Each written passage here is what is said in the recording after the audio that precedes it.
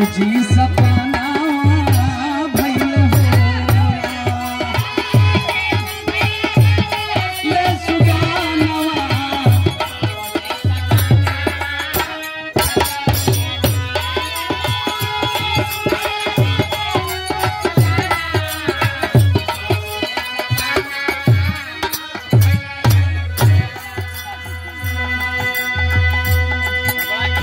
विटेश्वर सर, कृपया आप जहां भी कहीं होंगे मंच के माध्यम से आपको आवाहन किया जा रहा है, कृपया आप मंच तक पहुंचने का काम करेंगे।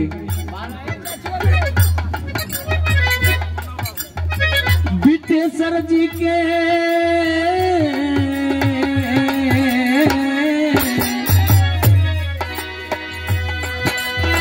विटेश्वर जी के बारा सही नया नवाता बाबूजी सपनावा भइल हो रा।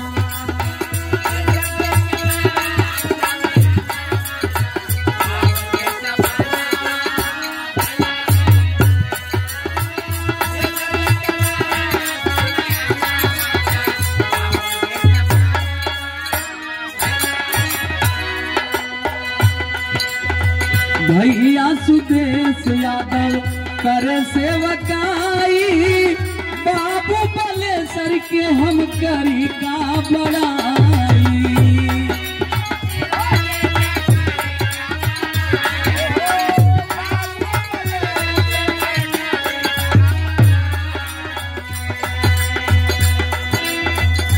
बीके सर, आप कहीं भी होंगे तो मंच तक आने का काम करेंगे। किशुन यादव जी, शंकर यादव जी, सुंदीश यादव जी, बलेश्वर यादव जी, महेश्वर यादव जी, घर के जितने सदस्य हैं केहू आते नहीं खंगो। अरे पैसा मत दिया, 1 रुपया मत दिया। अगर यहाँ पे उनके परिवार के लोग हैं तो कम से कम श्रद्धांजलि में आकर के आप अपना हाथ पका लीजिए।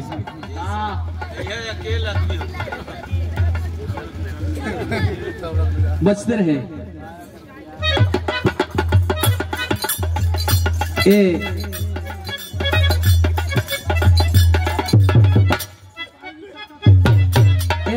सिपाही जी की ओर से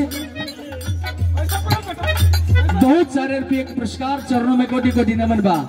और लगातार हमारे छोटे बबुआ की ओर से बहुत सारे रुपये के पुरस्कार। बता दीजिए ना, जाएंगे। हाँ, बिल्कुल।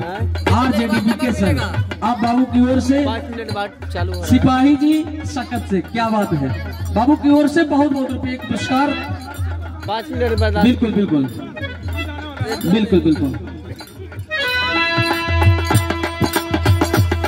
अरे बीके यादव रोवेले सुगाना, बीके यादव रोवेले सुगानावा बाबूजी सपना भइल हो रा।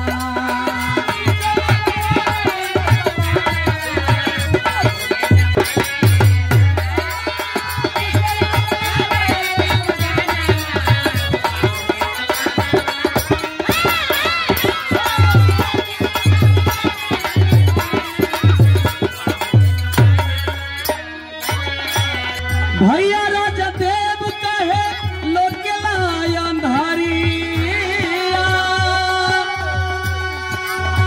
भैया महेश्वर कहे छलकता बदरिया।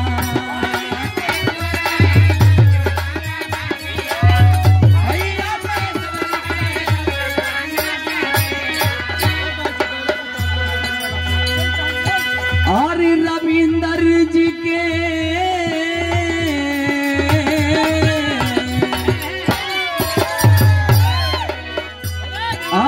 रविंदर के सुझैना ठिकाना, रविंदर के सुझैना ठिकानावा बाबूजी सपना भइल हो रा।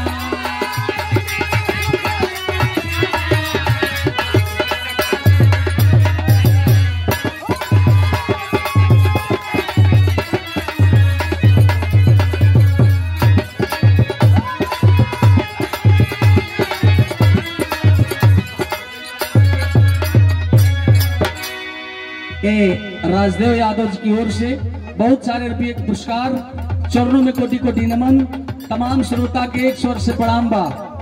देखिए किशुन भैया, आप जहां भी कहीं होंगे आपको मंच के माध्यम से आह्वान किया जा रहा है।